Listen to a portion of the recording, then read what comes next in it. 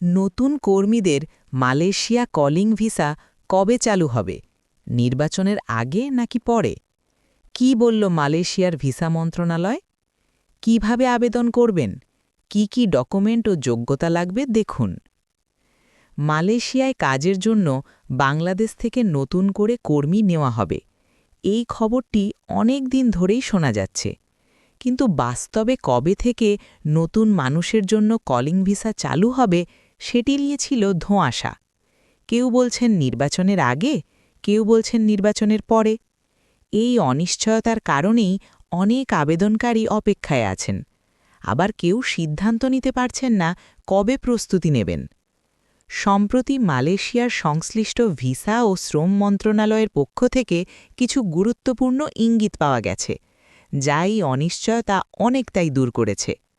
তারা জানিয়েছে, নতুন কর্মীদের জন্য নিয়োগ প্রক্রিয়া পুরোপুরি বন্ধ নয়, বরং ধাপে ধাপে পুনরায় চালুর পরিকল্পনা নেওয়া হয়েছে। তবে আগের মতো দ্রুত বা হঠাৎ করে নয়, বরং নিয়ন্ত্রিত ও যাচাইকৃত পদ্ধতিতে। মন্ত্রণালয়ের বক্তব্য অনুযায়ী নির্বাচনকালীন সময়ে প্রশাসনিক কিছু সীমাবদ্ধতা থাকে।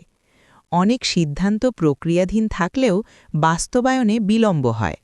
তাই নির্বাচনের ঠিক আগে বড় আকারে নিয়োগ কার্যক্রম শুরু করার সম্ভাবনা কম।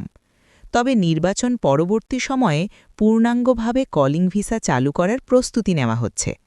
অর্থাৎ সম্ভাবনা বেশি যে নির্বাচন শেষ হওয়ার পরপরই নতুন করে কর্মী নেওয়ার কার্যক্রম জোরদার হবে। তারা আরও বলেছে, এবার নিয়োগ হবে পরিকল্পিতভাবে। আগে যেমন একসাথে হাজার হাজার আবেদন নেওয়া হতো, এবার তা হবে ধাপে ধাপে। প্রথমে সীমিত সংখ্যক কর্মী, পরে পরিস্থিতি দেখে সংখ্যা বাড়ানো হবে। কারণ আগের অভিজ্ঞতায় অনেক কর্মী মালয়েশিয়ায় গিয়ে কাজ না পেয়ে সমস্যায় পড়েছিলেন। সেই সমস্যা যেন আবার না হয়, সেজন্য আগে থেকেই নিয়োগকর্তা, কাজের খাত এবং কর্মসংস্থানের নিশ্চয়তা যাচাই করা হচ্ছে। এই কারণেই নতুন প্রক্রিয়ায় আবেদন ব্যবস্থায় বড় ধরনের পরিবর্তন আনা হয়েছে। এখন থেকে আর এলোমেলোভাবে আবেদন করা যাবে না। শুধুমাত্র লাইসেন্সপ্রাপ্ত ও অনুমোদিত এজেন্সির মাধ্যমেই আবেদন করতে হবে। কোনো ব্যক্তি, দালাল বা অননুমোদিত প্রতিষ্ঠানের মাধ্যমে আবেদন করলে তা গ্রহণযোগ্য হবে না। এবার আবেদন প্রক্রিয়াটি হবে কয়েকটি ধাপে। প্রথমে আবেদনকারীকে বৈধ এজেন্সির মাধ্যমে রেজিস্ট্রেশন করতে হবে। এরপর তার কাগজপত্র যাচাই করা হবে। সবকিছু ঠিক থাকলে তাকে মেডিকেলের জন্য পাঠানো হবে। মেডিকেলে উত্তীর্ণ হলে নিয়োগকর্তার কলিং লেটার ইস্যু হবে। এরপর ভিসা প্রসেসিং সম্পন্ন করে চূড়ান্তভাবে মালয়েশিয়া যাওয়ার অনুমতি দেওয়া হবে। যোগ্যতার বিষয়েও কিছু স্পষ্ট নির্দেশনা দেওয়া হয়েছে। সাধারণত 18 থেকে 45 বছরের মধ্যে বয়স হলে আবেদন করা যাবে। শারীরিকভাবে সুস্থ ও কাজ করার সক্ষমতা থাকতে হবে। গুরুতর অসুস্থতা বা শারীরিক সমস্যা থাকলে মেডিকেলে বাদ পড়ার সম্ভাবনা থাকে। শিক্ষাগত যোগ্যতা খুব বেশি না হলেও চলবে, তবে ন্যূনতম প্রাথমিক বা মাধ্যমিক শিক্ষা থাকলে ভালো। কিছু খাতে অভিজ্ঞতা বা প্রশিক্ষণ থাকলে অগ্রাধিকার দেওয়া হবে। ডকুমেন্টের ক্ষেত্রেও কড়াকড়ি বাড়ানো হয়েছে। প্রত্যেক আবেদনকারীর কমপক্ষে 6 মাস ভ্যালিড পাসপোর্ট থাকতে হবে।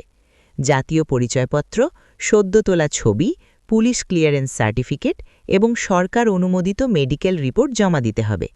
এছাড়া এজেন্সির মাধ্যমে কলিং লেটার ও চুক্তিপত্র সংগ্রহ করতে হবে। সব তথ্য সঠিক ও মিল থাকতে হবে, কারণ সামান্য ভুল থাকলেও আবেদন বাতিল হতে পারে। তাই সবকিছু সত্য ও যাচাইকৃত হওয়া অত্যন্ত জরুরি। সব মিলিয়ে বলা যায়, নতুন কর্মীদের জন্য মালয়েশিয়া কলিং ভিসা চালুর সম্ভাবনা বাস্তব এবং ইতিবাচক। তবে এটি নির্বাচনের আগে নয়, বরং নির্বাচন পরপরই বেশি কার্যকর হওয়ার সম্ভাবনা রয়েছে। তাই যারা যেতে চান তারা এখন থেকেই নিজেদের প্রস্তুত রাখুন।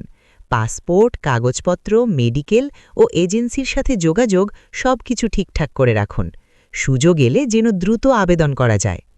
মালয়েশিয়া শ্রম বাজার আবারও বাংলাদেশিদের জন্য খুলে যেতে যাচ্ছে। এই আশাই এখন হাজারো মানুষের মনে নতুন স্বপ্ন জাগাচ্ছে।